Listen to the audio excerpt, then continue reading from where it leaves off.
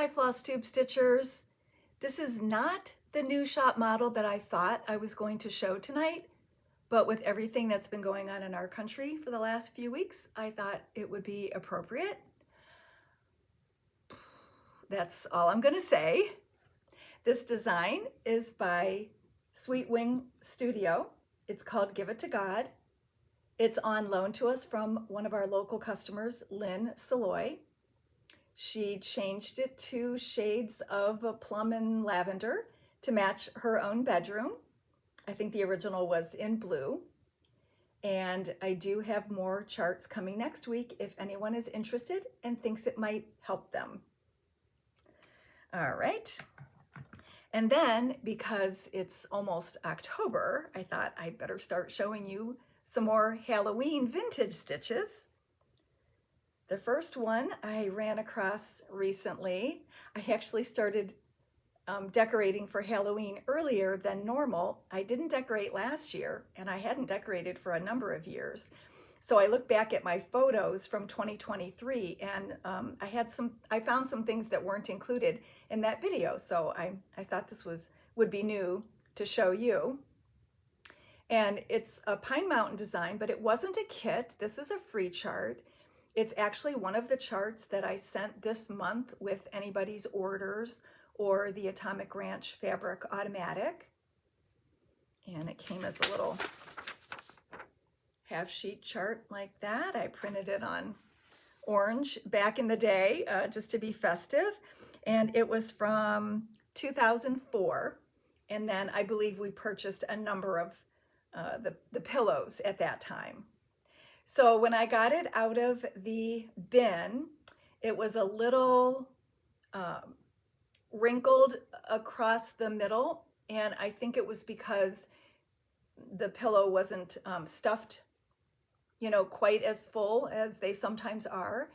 And so this morning I put a sheet of, well, it's fusible fleece, but I didn't fuse it. I put the fused side towards the pillow instead of on the stitching, because at the last minute I changed my mind and thought, well, because it has buttons on it, I didn't want it to be something that was not reversible. So I just tucked it in there. And the fusible fleece is thicker than the regular, so it gave a little extra oomph. So then that worked out really well. I don't know the name of the company that made the buttons, and they're not the exact ones that are shown on the chart, although it's kind of hard to tell because it was a black and white photo. Well, maybe the original that I had in the beginning had a colored photo, but right now all I have in front of me is the Xeroxed one. So they're not exactly the same, but it was probably like a series of Halloween buttons. And maybe when we ordered the pillows, we got an assortment. I don't remember, it was over 20 years ago, but I'm sure you could find other interesting buttons to put in its place if you would like to do this. And you certainly could frame it or make it into an easel or an ornament or whatever you would like if you don't have a tuck pillow, or you don't sew, or have a local finisher that you can use. So just tell me that you want Boo Crew with your next order. Jot that down if you think you would like this, and I'd be happy to include that. I think that's all I was going to say about that. The second model is also a Pine Mountain, and I took a photo of it and did a Google image search. I put in pumpkin face to start with, and I'm like, what was I thinking? I got a lot of pumpkin, and I did get jack-o'-lantern faces, but I think it's actually called jack-o'-lantern. And when I put that in instead of pumpkin, I got the exact kit that was in somebody's stash unload or whatever. And they reminded me in the description of the kit that it has a musical button inside. And I had forgotten about that. It's not that noticeable. It's like a little round button right there that it's not attached. It's just, stuck in there under the fabric. I don't think it goes on for too much longer. But anyway, I'm so glad I have this since it's not available anymore. And although I was a seamstress back in the day, I think I would be a little afraid to do the circular opening. So this is really cute. Today I was playing around with whether I wanted to add some buttons in the corner or a bow or something. I've gotten a little more adventurous in decorating these plain pillows, but I didn't decide on anything. So right now it's just the way it was intended. All right, so that was my vintage Halloween. And then my whips are ones that you've seen either here or on Facebook or Instagram. The first one is by Little House Needleworks called Pumpkins in a Basket, and I got a little bit farther. I think since you saw it last, I filled in more of the sunflowers. I did the leaves at the top and filled in the pumpkins in the basket. I thought I would have it finished for tonight's video, but my social life was actually a little busier than it normally is. So there were a few nights where I didn't stitch at all. But this should be finished for next time. Really just a little bit to do. Then the next one is With Thy Needle and Thread. Oops, I can't get the cover sheet out of the plastic. I was trying to keep it from bending. Best time of the year. I did change the color of the lettering, although I do like the idea of the weird green for Christmas. It wasn't quite to my liking in person, so I changed it to Classic Colorworks Bean Sprout. And this is what I have so far. I like the white. I'm glad it showed up. It's actually 38.65, my favorite white if I'm not going to go with bright white. And I don't know if I'm going to stick with the Louisiana hot sauce because that's usually a little too orange for me when I'm stitching for Christmas, but we'll see what it looks like next to the green. I don't want to make it too burgundy or too pinkish. And the other thing I changed so far is the little C and the little O were even smaller. And I don't know, I just made them one stitch bigger. So they were a little more legible, although I do like the crazy lettering. That was one of the things that attracted me to the pattern. But I think I feel like the O is one stitch too high, but the O is actually perfect. So I think I miscounted on the first L that I stitched. How could I have done that? I probably counted it several times before I added the top and the bottom to it. I don't know how it happened. I'm going to make it work. The lettering's already crazy, so if I do the lettering over the O a little bit differently, probably no one will notice. I am not going to take out both of those L's and the Y. That's just way too silly. I'll just make it work. And this is on, let's see, I'm stitching with 2 strands. So this is probably 32 Vintage Country Mocha. Sometimes I stitch with 2, sometimes with 1 on 32 count, but I figured since it wasn't really a dense stitching area that that would work. So that doesn't have too much more to go, although I think I have to change the other greens in the picture to go with the substitute I made, so I'll have to play around with that before I start stitching the other greens. All right, and then this is also another, did I say that Pumpkins in the Basket was a free chart that you can get on Facebook? This is another free chart. It was something I had started for Freebie February. This is by Tiny Modernist called Spooky Halloween. It's on her website.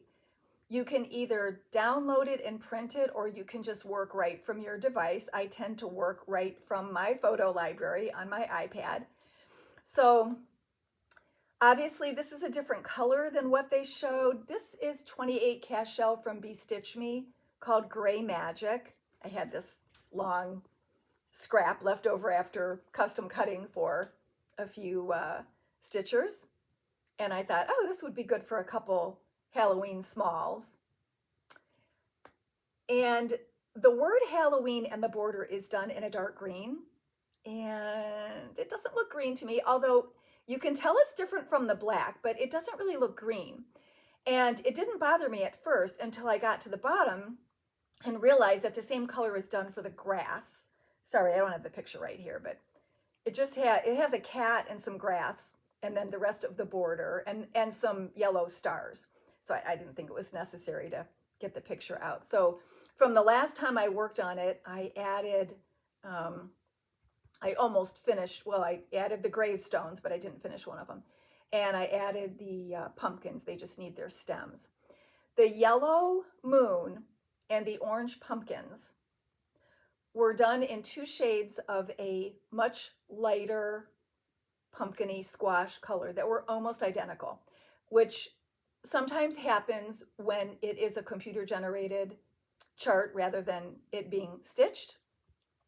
And when I started stitching it, I did not look online to see if I could find somebody else's version. I was just going by the colors it called for. The green would probably be more noticeable on a lighter fabric, but I don't know if I want to take it out. I mean, in person, you can kind of tell it's dark green.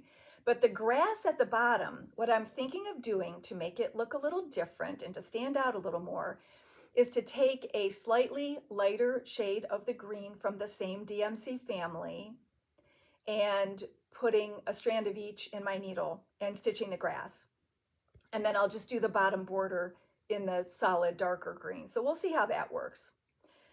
But the squash colors, I don't think I finished my statement. The squash colors were too similar. And so I did the moon in a yellow that I like. And then I think the orange was one of the same oranges I was using for that other pattern. And I thought, oh, that'll work for the pumpkins. So I would beware of just stitching directly from a computer generated chart, because what they see on their screen when they're designing, you know, is not going to actually match Floss in person. It's the design company, the program, the software, it's what they think of it. And there's also hand-dyed threads that are included with these programs, and they certainly do not look like the original because they're only one tone instead of looking hand-dyed. So I don't think it's a huge mistake that I made. I think I can fix it and it'll be fine, and it's a small design, but just, you know, kind of a little bit of a warning for that. All right, so those are my 3 whips.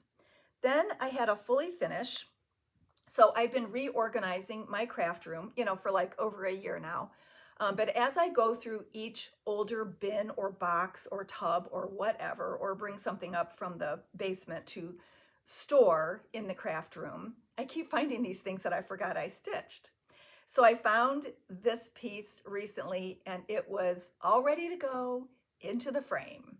So I don't know, it was in a tote bag I think it was in a tote bag or a bin with other things that weren't necessarily finished. So I don't know what this was doing in there.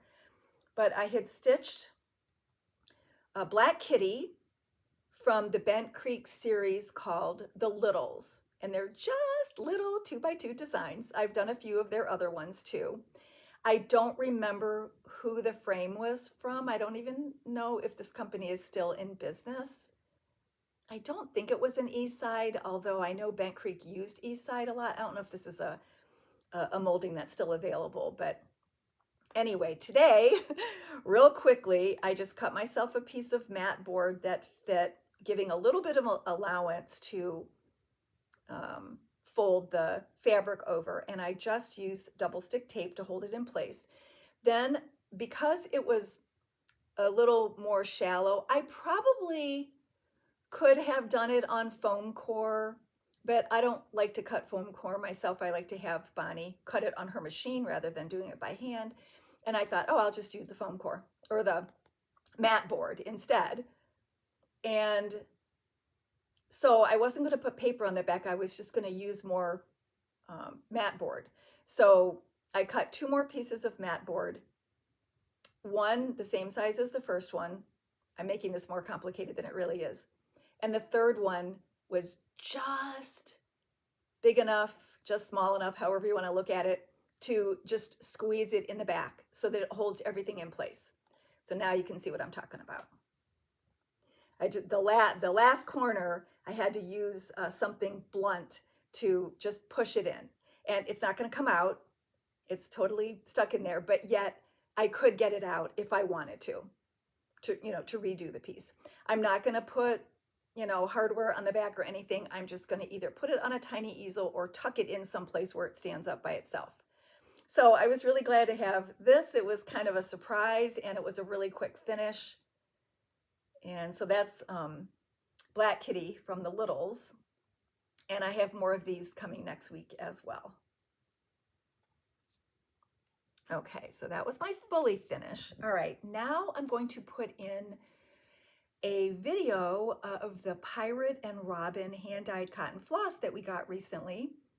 Can't just hold up each skein. That kind of didn't make sense, and I didn't want to just tell you to go to their website and look at the colors.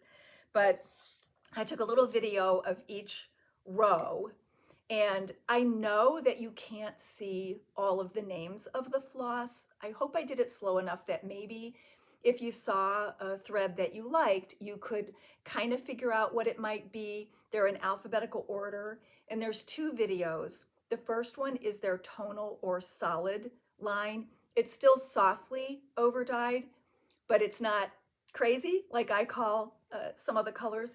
The second video is of their variegated line, and they are so interesting. Not all of them are in this video because I've sold some. Sorry about that. But if you see something that you like, knowing that it's in alphabetical order, you might be able to figure out what it is on her website, or just ask me, and I could help you out. So, and the reason I'm telling you to do all that is because I'm going to give one away to a viewer today. These happen to be the 2 newest colors, and there are designers who released new charts at the Needlework Marketplace in August that use them. I think there's one design that uses both. And this one is Harvest Gold, and this one is Hearth, but you don't have to choose one of these. I just thought I would highlight these since I know there are designs that call for them. You can pick whichever color you want, but you don't even have to pick now because, I'm just going to give one away. And so basically just say yes, maybe put yes all in caps, either alone or with any other comment that you want to make for the video. And then at the end, when I pull a winner, then we can talk about which color you want. So I'll insert that video here.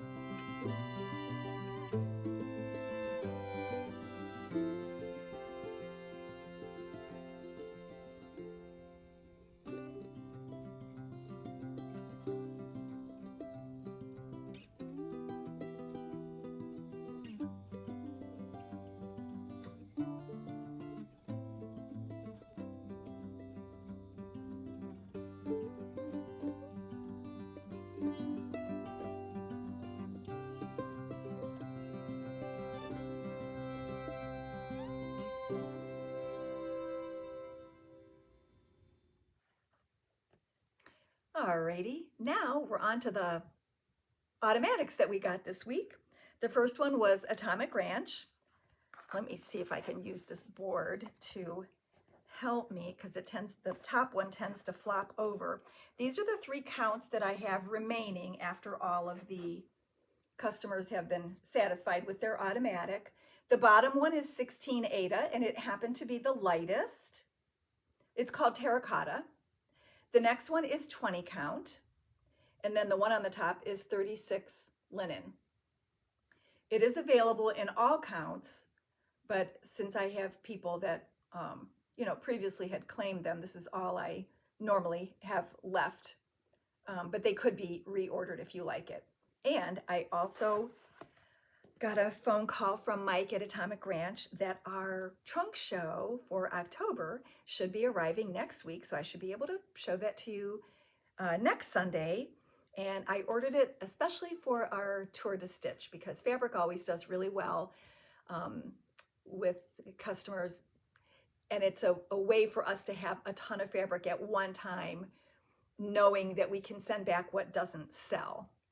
Anyway, all right, so that was the Atomic Ranch. Then we got a couple chart automatics from Hands On Design. We have a Harvest of Blessings, which was done on 32 colonial parchment from Fabrics by Stephanie. Murder in the Garden, which was done on 20 count milk chocolate or 32 count butterscotch cookies. The second one is not shown here, but there's a smaller version. If you go to her website or maybe even her Facebook page, I think you can see a picture of both of them together. That is from the BAP series, which, means something else in certain groups, but in this case, it stands for Big Awesome Produce. And There's a Hare in the Garden was the first one from the spring. This is from the Craft Room series, so this is the third one by the Scissors. And then Spooky Edition is from That's a Wrap. All right, then from Heart in a Hand, the little wee one is Love and Peace. And the bigger one is Harvest Etchings. And if you go to her Facebook and Instagram, you will see pictures of them done individually on like a 20 count linen, as bigger pillows.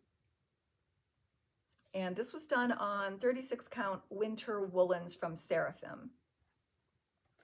Okay, then we got the Punch Needle and Primitive Stitch Magazine, the fall edition. There are some lovely projects in here. It kind of always makes me want to go back to punch needle, but it's been too long. I'd have to reteach myself how to hold the needle and everything. That's the front cover.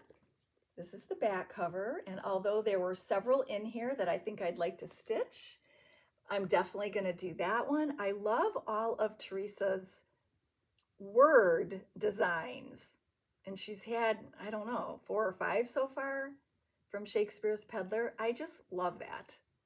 And words stitch so fast, I guess that's why I'm attracted to it. All right, I think that's all on my list. I'm going to end this video with a dog walk that we took recently.